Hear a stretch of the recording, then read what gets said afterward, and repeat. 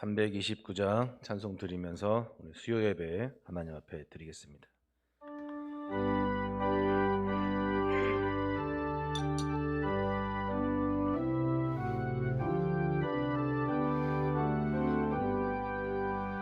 주 날 불러 이르소서 말씀대로 전하리라.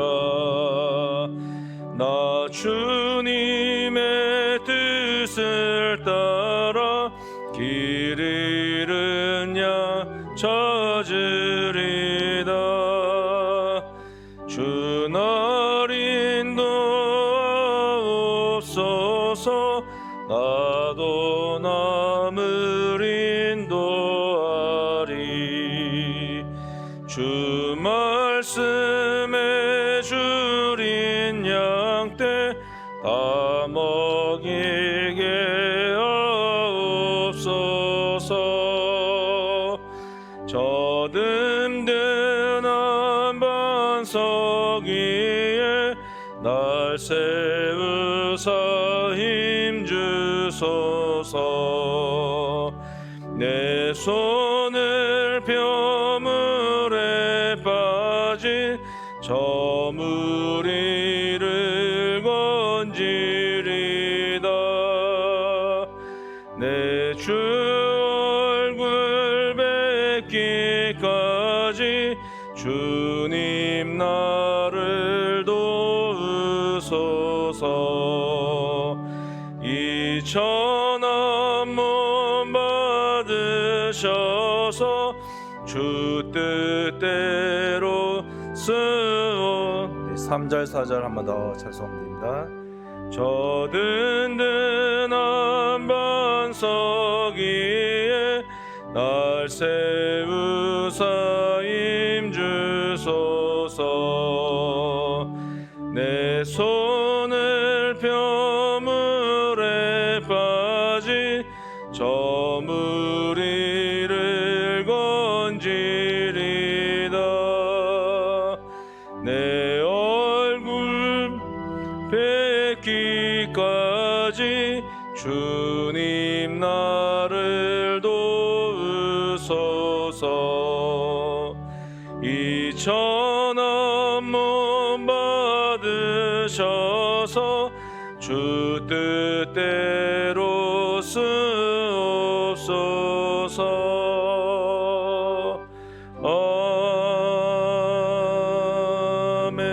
아멘. 시간 항인국 안수 집사님 기도해 주시겠습니다.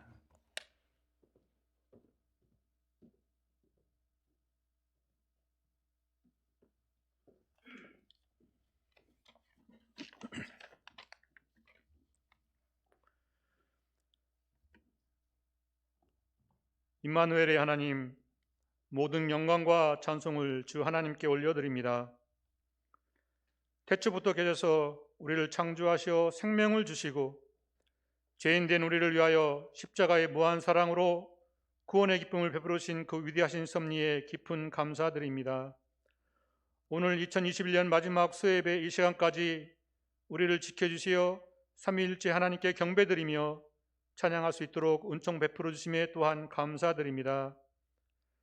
주님을 향해 충성하리라는 우리 마음가짐과는 달리 실제로 우리는 주님의 뜻과 명령에 따르지 못하고 내 생각대로 내 몸에 익숙한 대로 세상과 적당히 타협하고 이웃을 돌아보지 않고 말씀을 전하지도 못하고 또 때때로 주님의 영광을 가리우는 삶을 살았음을 고백하며 회개하오니 주여 우리를 용서하여 주시옵소서. 작년에 이어 올해에도 온 세상은 코로나로 인하여 매우 불안정된 삶의 연속이었습니다. 이런 질병을 통해서 주님이 우리에게 주시는 메시지가 무엇인지 돌아보는 계기가 되도록 인도하여 주시옵소서. 얼마나 많은 이 지구촌의 어려운 백성들이 고통받고 있는지, 내 가까운 이웃이 어려움을 겪고 있는지 그들을 위해 기도하는 우리가 되게 하여 주시옵소서. 이제 주께서 긍휼히 여겨 주시사 이 고난의 시간을 단축시켜 주시어 평안한 일상이 회복되게 하여 주시기를 기도합니다. 주님의 핏값으로 세우신 귀한 교회들을 지켜주시옵소서. 갈수록 줄어드는 성도들의 추세를 보며 교회가 세상을 향한 소금과 빛의 사명을 제대로 감당하고 있는지 돌아보게 하시고, 믿는 자나 믿지 않는 자나 주님의 교회를 통하여 위로를 받게 하시고, 성육신으로 오신 주 예수 그리스도를 통한 구원의 큰 기쁨이 이 땅에 가득하도록 하기 위해 끊임없이 기도하고 행동하는 교회가 되도록 주여 인도하여 주시옵소서. 복음을 들고 세계 곳곳에서 선교의 사명을 감당하기 위해 애쓰는 주님의 종들을 기억하사 섬기는 곳곳마다 주님의 은혜와 축복으로 가득 채워지는 역사를 이루어 주시기를 기도합니다.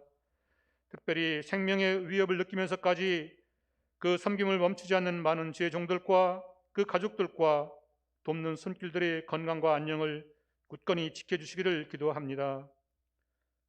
이 땅의 어린 세대와 젊은 청년들이 예배와 말씀과 찬양과 기도를 통하여 구원의 주님을 만나게 하시고, 믿음의 뿌리가 대대로 견고히 뻗어가는 우리나라와 우리 교회가 되도록 인도하여 주시기를 간절히 기도드립니다.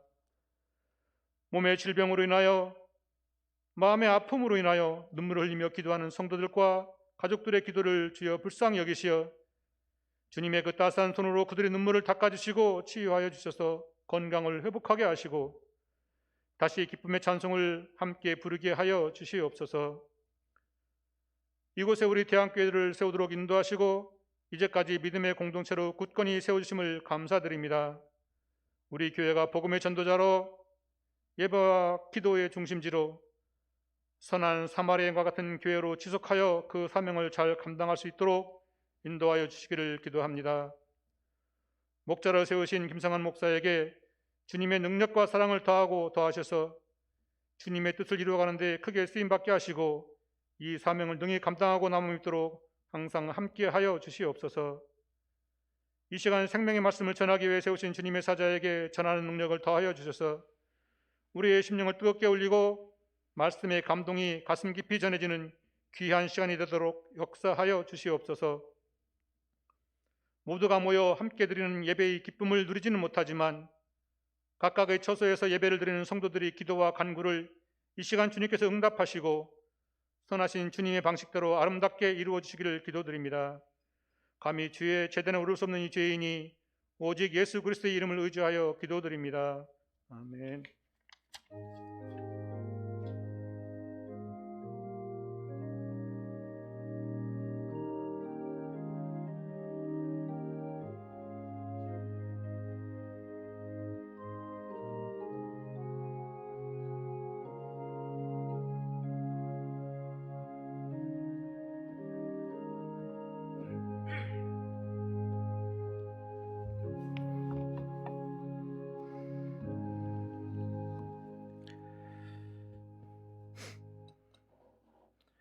함께 보실 말씀은 시편 82편 말씀입니다.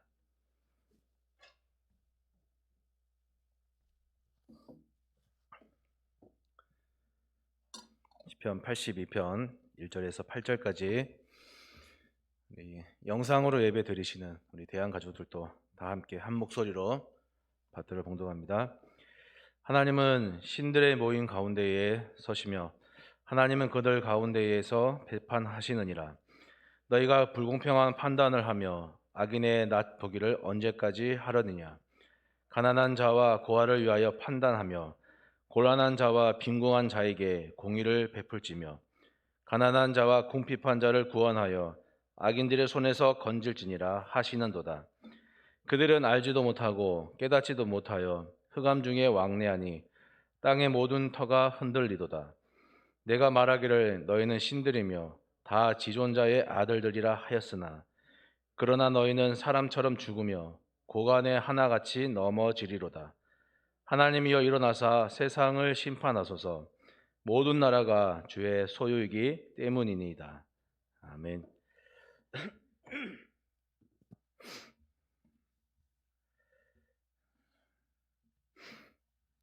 탈무드에 나오는 내용 중에 현명한 사람과 어리석은 사람의 특징을 여러 가지를 소개하고 있는데요.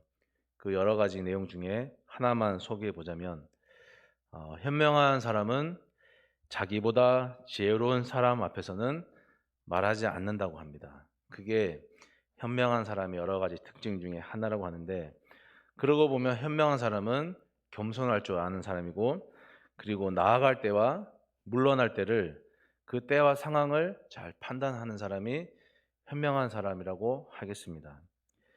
우리 그리스도인들은 하나님 앞에서 현명해야 할 줄 믿습니다.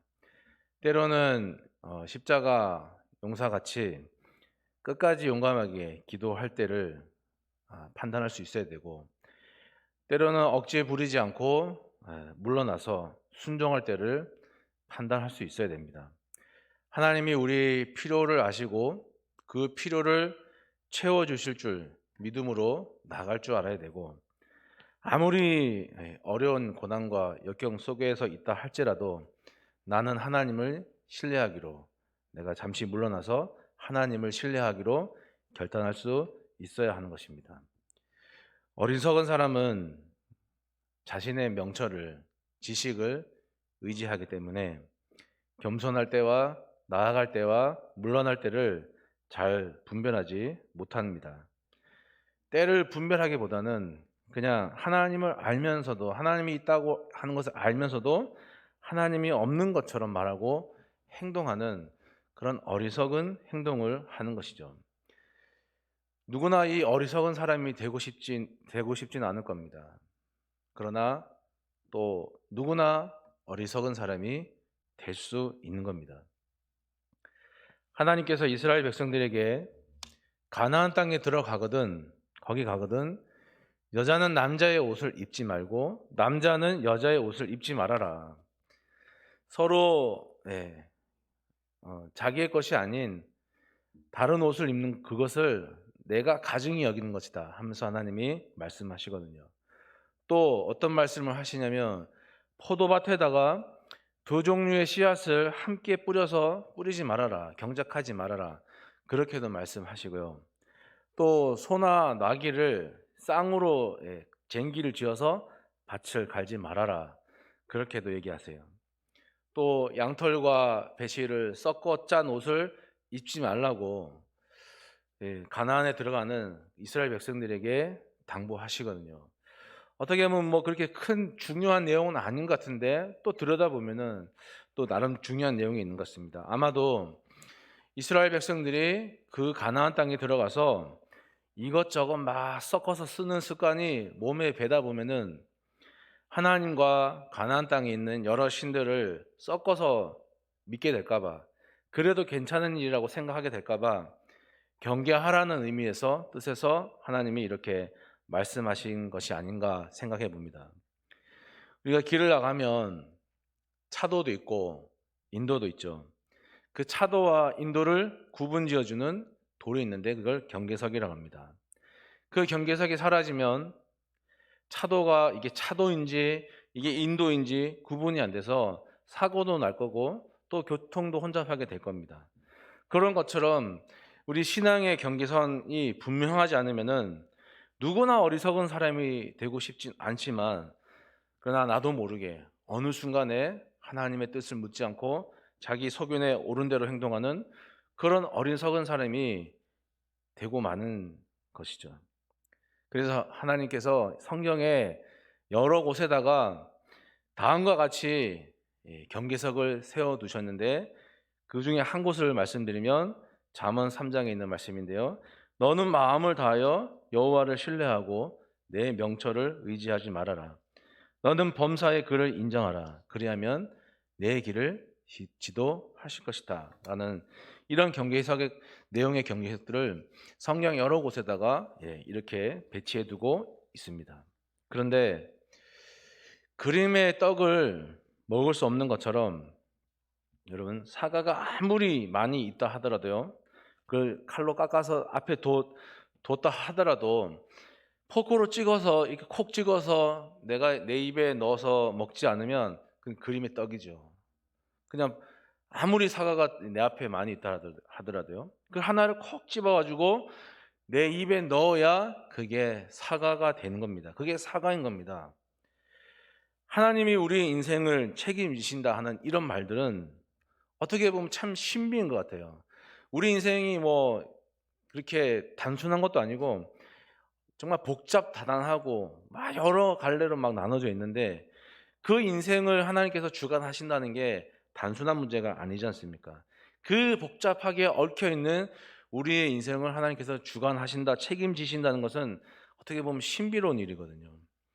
그래서 우리가 우리 인생을 다 알 수 없잖아요. 우리가 우리 인생을 다 알 수 없어서 다 볼 수도 없고 그리고 다 설명하기도 어렵습니다. 다 이해할 수 없고 다 설명할 수 없기 때문에 그냥 우리는 내 인생 이렇게 그냥 뭉뚱그려서 내 인생 이런 큰 덩어리 하나로 내 인생을 하나님께서 주관하신다, 책임지신다 그렇게 말하는데 하나님이 아무리 생각해봐도 내 이 복잡하고 다단한 아주 신비롭고 여러 갈래로 꼬여있는 이 인생을 하나님께서 책임져 주신다 하는 것은요 신비로운 일이고 나도 다 알 수 없는 일이라서 그냥 하나님이 내 인생을 책임져 주십니다. 이렇게밖에 말할 수가 없는 거예요. 그렇게밖에 인정할 수밖에 없는 거예요. 다르게 말하면요, 그림에 있는 떡을 먹을 수 있는 사과로 만들어가는 그 일에 내가 하나님이 내 인생을 주장하신다라고 인정하는 거예요. 때로는 그걸 내가 바라볼 때 의심 갈 때도 있을 겁니다. 하나님이 내 인생을 주관하신다는 게 뭔가라고 막연하게 생각될 때도 있을 겁니다. 그 수많은 결정과 결단을 해야 하는 그 수많은 갈림길에 앞에서 내가 어떤 결정을 하고 내가 이 순간에 내가 하나님을 따라가야 할지 말아야 할지 내 자리는 내어드려야 할지 나아가야 할지 물러가야 할지를 결정하는 그 수많은 고통들이 나에게 수반될 겁니다. 그 갈림길마다 우리가 할 수 있는 일은 뭐냐면은 마음을 다해 오늘 잠언 3장에 나와 있는 말씀처럼 마음을 다해서 하나님을 신뢰하는 것 외에는 하나님이 내 인생을 책임지신다 하는 것을 설명할 수 있는 방법이 없는 거예요. 그렇게 하는 사람에게만 오직 하나님이 그 사람의 길을 인도하실 것이다 라고 성경이 분명한 경계석을 이렇게 세워두고 있습니다. 예수님께서 사역하는 곳곳마다 수많은 병자들이 있었죠. 그 수많은 병자들을 향해서 예수님께서 다 고쳐주신 게 아니라 내가 너를 고쳐줄 수 있는 것을 너는 믿을 수 있느냐라고 예수님께서 물으셨습니다. 그 물음에 대해서 예수님, 저는 예수님께서 저를 고쳐주실 것을 저는 믿습니다라고 대답한 병자들이 고침받았어요. 사막 한복판 같은 우리 인생을 바라보더라도 그런 인생 가운데 있는 사람이라 할지라도 이 병자들처럼 예수님, 주님께서는 제 인생을 책임져 주실 수 있습니다. 저는 그것을 믿습니다 하는 그 사람만 하나님께서 인도하실 겁니다. 제가 이 예를 하나 들어볼까요? 전화를 하고 뭐 신방을 해보고 우리 교회뿐만 아니라 지나왔던 여러 교회에서 만났던 사람들의 삶을 보면요, 상황을 보면 그 사람들의 형편을 보면 야 저렇게 웃을 수 있나? 저렇게 막 이렇게 항상 보면요 밝아요.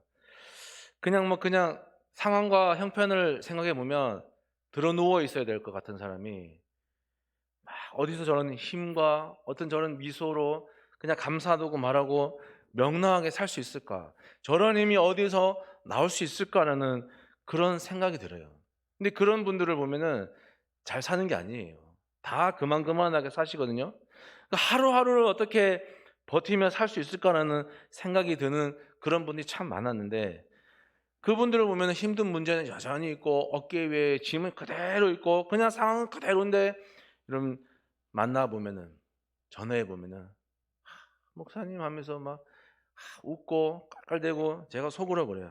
정말 속도 좋다 진짜 내가 그분의 상황을 아니까 어떻게 저렇게 속에서 저런 상황은 저런데 저렇게 할 수 있을까라는 생각이 드는데 근데 그게 생각해보면요 이상한 게 아니에요. 누가 힘을 주시는 겁니까? 여호와를 앙망하는 자마다 새 힘을 주신다. 그가 독수리의 날개친 같이 올라갈 것이다 하면서 하나님이 주시는 힘으로 사시는 거예요. 제가 그분이 하나님 앞에 직접 힘을 받고 있는지 안 받고 있는지 저는 모르고 저는 느낄 수 없다 하더라도 그 힘을 가지고 그렇게 사시는 거죠. 그게 하나님께서 우리의 인생을 주관하시는 거예요. 그게 하나님이 재판장으로서 우리의 인생을 판단하고 결정하고 이끌어 가시는 모습이죠. 우리 인생의 우리 삶의 재판관이 되시는 하나님이 어떤 때는 은혜를 주시고 또 어떤 경우에는 해초리를 번갈아 이렇게 사용하시면서 그렇게 우리의 인생을 책임져 가시는데, 그런데 그 와중에 신기한 것은 거기에서 이루어지는 재판은 항상 공정합니다. 항상 편파적이지 않습니다. 어떤 사람은 은혜를 받고 어떤 사람은 해초리를 받는 것 같아 보여도 그게 다 끝나고 나면 그 해초리조차 공정한 재판이 되는 거예요. 어쨌거나 재판받는 사람에게 최선의 결과가 주어지는 재판으로 다 마무리되는 건데, 근데 오늘 82편에 보면 재판관들이 나오죠. 근데 아무래도 이 사람들이 재판을 잘못한 것 같습니다. 1절, 2절에 하나님께서 이 통치자들, 세상의 통치자들을 불러 모아놓고 그들이 했던 재판들, 그들이 했던 통치에 대해서 아주 격렬하게 혼내고 있는 거예요.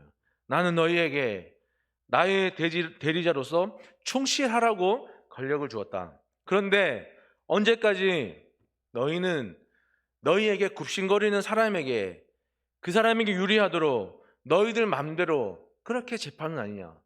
그런 불의한 재판을 언제까지 하려느냐? 내가 너희들의 이 불공평한 재판을 오래전부터 내가 보고 있었다. 도저히 묵과할 수 없는 상황이 오면 내가 반드시 너희를 심판할 것이다 하면서 1절, 2절에 잘못 재판하고 있는 이 통치자들을 하나님께서 아주 신랄하게 혼을 내고 있습니다. 3절, 4절에 그런 내용이 계속 이어져 있는데요. 내가 가난한 자, 고아와 같이 사회적으로 불평등한 대접을 받고 또는 무시되기 쉬운 그 사람들을 돌보라고 내가 너희에게 권력을 주었다. 그 사람들 억울한 일을 풀어주라고 너희에게 권력을 주지 않았느냐? 내가 힘없고 약한 사람들에게 관심과 애정을 두는 하나님인 줄 왜 너희는 몰랐느냐? 진정 몰랐느냐? 묻는 거예요. 너희의 가장 근본적인 임무, 기본적인 임무는 이 사람들, 내가 애정을 가지고 바라보는 이 사람들을 돌봐주는 것이다. 그런데 나의 대리자라고 하는 너희가 오히려 보호해줘야 될 사람들을 부당하게 재판해서 그 사람들이 힘들게 만들고 억울하게 만들면 되겠느냐 하면서 아주 1절부터 4절까지 이 통치자들에 대해서 하나님께서 호통을 치시는 거예요. 5절에 끝부분에 보시면 땅의 모든 터가 흔들리도다 하는 이런 문구가 나오는데, 이 문구는요, 이 통치자, 재판관들이 불의한 재판을 행하면서 그 불의한 재판 때문에 어떤 결과가 나타났는지 그 결과를 빗대어서 말하는 건데, 이런 뜻입니다. 터라는 말은 히브리어 뜻으로 말하면 기초를 놓다 하는 뜻인데, 어떤 기초를 놓다 하는 게 어떤 의미냐면은 이런 거예요.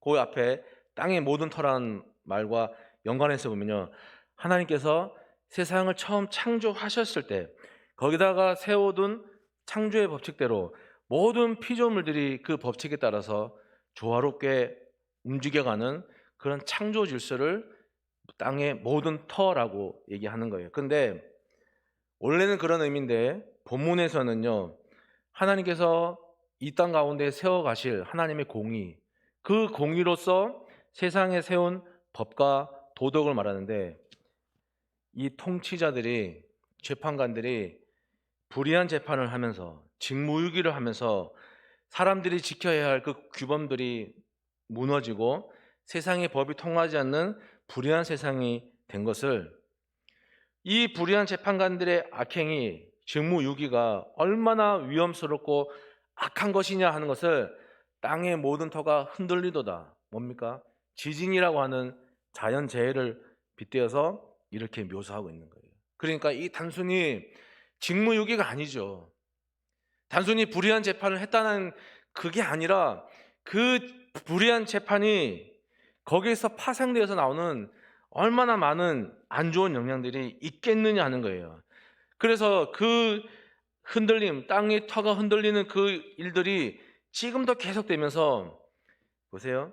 우리 삶의 터전이 흔들리고 집이 무너지고 심지어 생명을 위협받는 그런 무시무시한 재앙으로 이어졌다, 번졌다 하는 것을, 호미로 막을 것을 가래로 막고 있다 하는 것을 말씀하고 있는 거예요.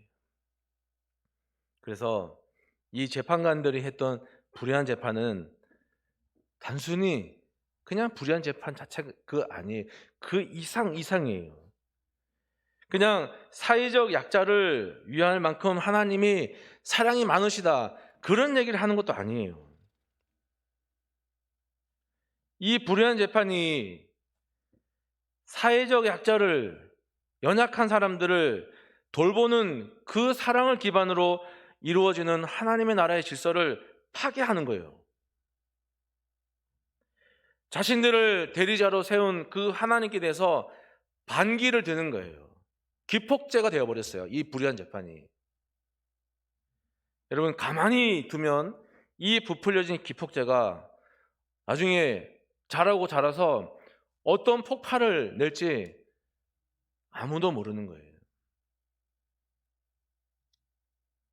제가 작년에 기도 공부, 아마 제 기억으로는 아마 작년이 아니면 재작년 같은데, 기도 공부를 보면서 그 훨씬 이전에 제가 늘 들었던 말이 뭐냐면은, 한국 교회에 교회 학교가 없는 교회가 생겨날 것이다 하는 얘기를 아주 오래전부터, 거의 한 8년 이상 전부터 들었습니다. 그때 들을 때는 그냥 가볍게 여겼는데, 지금 보세요. 지금 그런 일들이 일어나잖아요.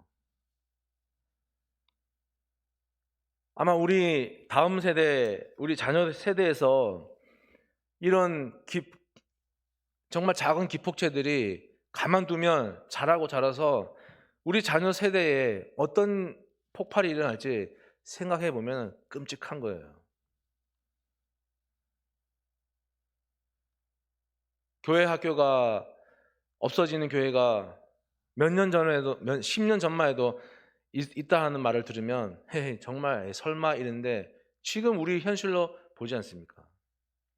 저는 그때 지방에 있어서, 지방은 그래도 서울은 아니겠지 했는데 서울도 많잖아요. 여러분, 이 재판관들이 책임을 다하지 않는 이유가 5절에 나와 있습니다. 첫 번째 뭐냐면은 알지 못하기 때문이에요. 그들이 하나님이 원하시는 뜻이 무엇인지, 하나님이 이 세상에 세우려고 하는 뜻이 무엇인지 몰라요. 그냥 자신들이 지금 불의를 행하고 있는지 분별하지도 못한 그런 상태에 있는 거예요. 두 번째가 뭐냐면 흑암 중에 왕래한다. 딱 언뜻 다가오지 않으십니까? 도덕적으로, 영적으로 그냥 지각이 없어요. 그냥 아무 꺼리낌 없이 불의한 재판을 하고 하나님이 돌보라고 하는 사람들을 대상으로, 그 사람들을 대상으로 불의한 재판을 하면서 전혀 거리낌이 없는 거예요. 그리고 하나님이 세우고자 하는 뜻에 대해서 고의적으로 반대하고 불의를 자행하는 것. 그래서 이 사람들이 책임을, 대리자의 역할을 감당하지 않았습니다. 어떻게 보면은 이 모든 두 가지, 알지는 못하고 흑암 중에 왕래하는 이것은 말씀을 모르는 무지에서 생겨나는 것이라고 생각되지 않으십니까? 이거하고 반대되는 모습이 느헤미야 8장에 나오는데요. 에스라가 하나님의 율법책, 말씀을 뜻을 해석해서 모인 백성들에게 깨닫도록 낭독을 해줍니다. 그랬더니 이 백성들이 그 해석되어진 율법의 말씀을 듣고 나서 다 울어요. 그런데 거기서 운다는 게 어떤 의미냐면은 그냥 잠깐 눈물을 보이고 마는 게 아니라 계속해서 흐느끼 우는 거예요. 계속해서 끊어지지 않고. 뭡니까? 율법에 대한, 말씀에 대한 바른 이해가 시작되니까 그 속에서 막 회개가 계속해서 일어나는 겁니다. 여러분, 우리 안에, 내 안에요, 말씀에 대한 이 민감함이 있으면 우리가 작은 것에도 감사하게 되는 것이죠.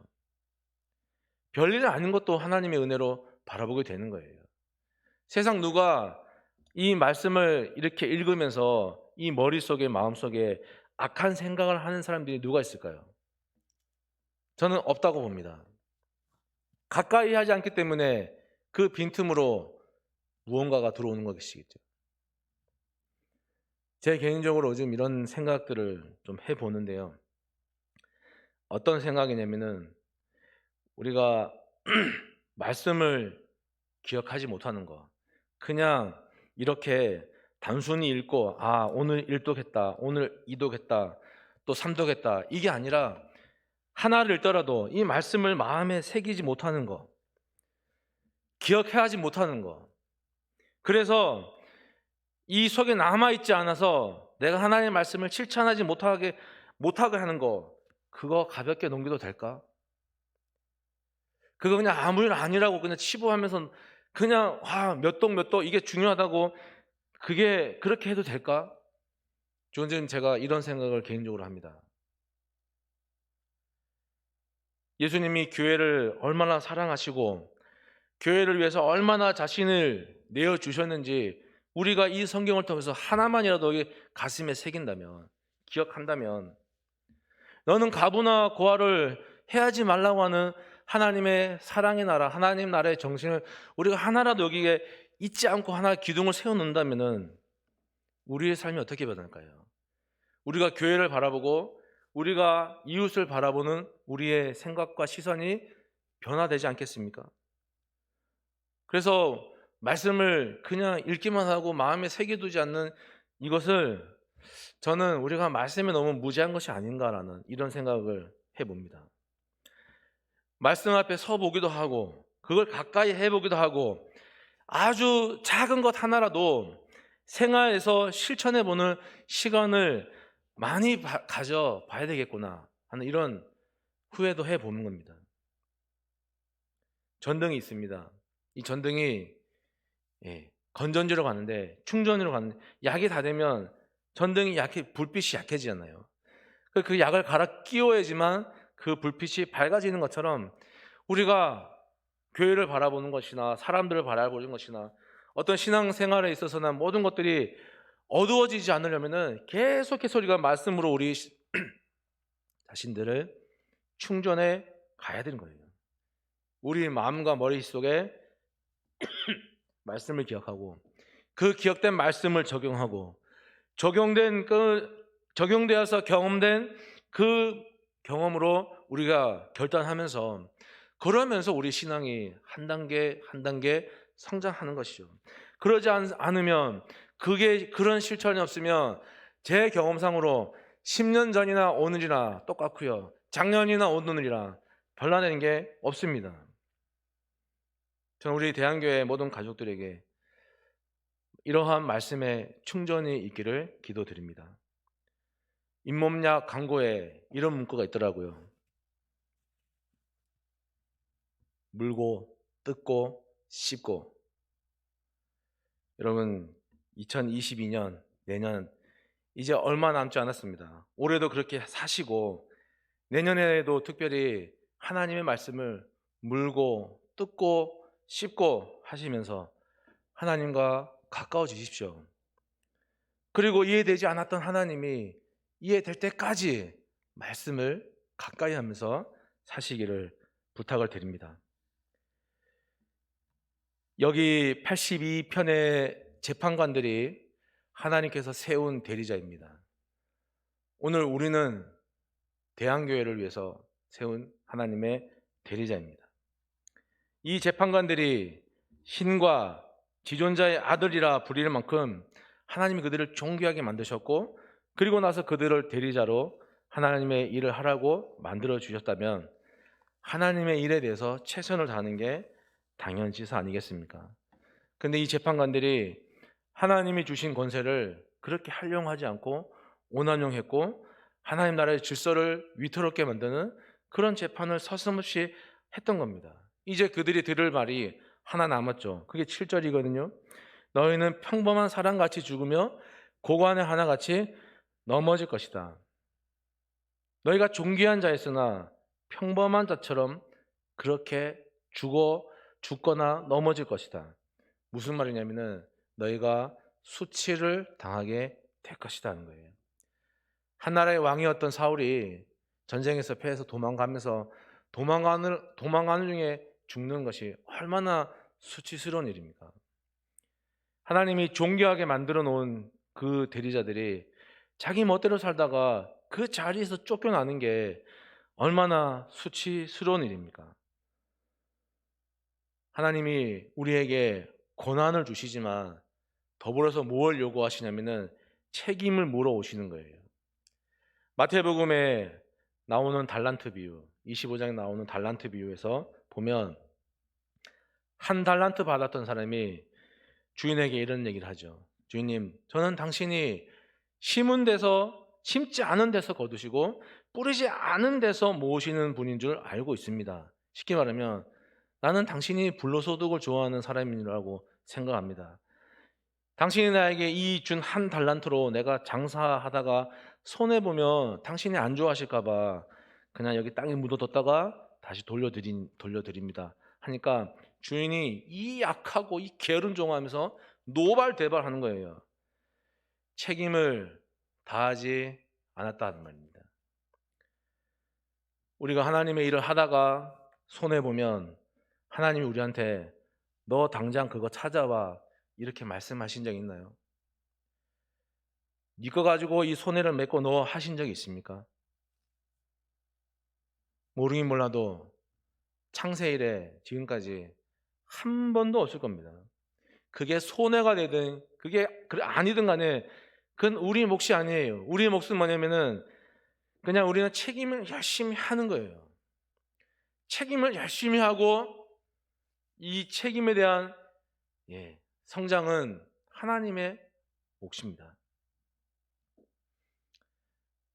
올해도 하나님께서 우리를 하나님의 대리자로 존귀하게 부르셨고 또 내년 한 해도 그렇게 부르실 겁니다.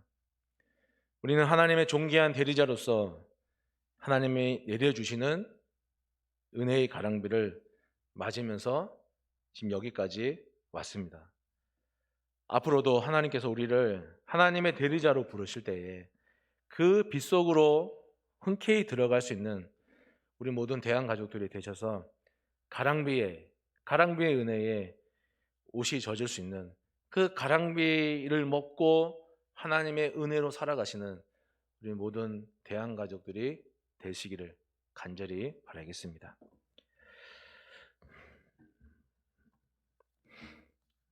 오늘은 중보기도 시간을 따로 하지 않고요. 우리 주보에 나와 있는 세 가지 기도 제목을 가지고 한 2분 동안만 같이 기도하고 제가 마무리 기도하면서 마치도록 하겠습니다. 제가 이렇게 한 주간 동안 말씀을 준비하면서 곰곰이 한번 생각해 봤는데 설교 잘하는 목사님, 또 신앙이 좋은 성도들 어떤 모습일까 하는데 그래서 제가 적어놓은 기도 제목이거든요. 설교 잘하는 목사님들, 신앙이 아주 훌륭한 교인들을 보면요, 그 입에서요 그냥 하나님 얘기, 예수님 얘기, 성령 얘기밖에 없더라고요. 뭐 특별한 이야기가 아니라 결국엔 다 보면은 하나님을 이야기하고 예수님을 이야기하고 성령을 이야기하는 그런 모습을 제가 느낄 수가 있었습니다. 우리 올해 한 해 또 내년 한 해를 책임지실 삼위일체 하나님을 나의 주인으로 섬길 수 있는 우리 대한 가족들이, 또 예수님을 구주로 고백하는 우리 대한 가족들, 성령님과 동행하는 우리 대한 가족들이 될 수 있기를, 우리 내년 올해 한 해도 그런 대한 가족들을 위해서 또 한우들을 위해서 한 2분간 같이 기도드리겠습니다. 전능하신 아버지 하나님, 감사를 드립니다. 2021년 한 해를 하나님의 가랑비 은혜로 살았습니다. 하나님, 우리의 눈에 보이지 않지만 우리가 힘들고 어렵고 기쁘고 슬플 때조차도 하나님 모두가 하나님의 손길이 있었고 그 손길 아래서 하나님의 공급하시는 내려주시는 가랑비 은혜 속을 맞으며 가랑비 은혜를 맞으며 오늘 여기 2021년 마지막 수요 예배까지 저희가 왔습니다. 하나님 아버지, 참으로 감사드립니다. 우리 눈으로 보이지 않지만 우리를 하나님의 존귀한 사람으로 부르시고 인쳐 주셔고 하나님의 돼지로서 하나님 2021년을 살아오게 하심을 감사를 드립니다.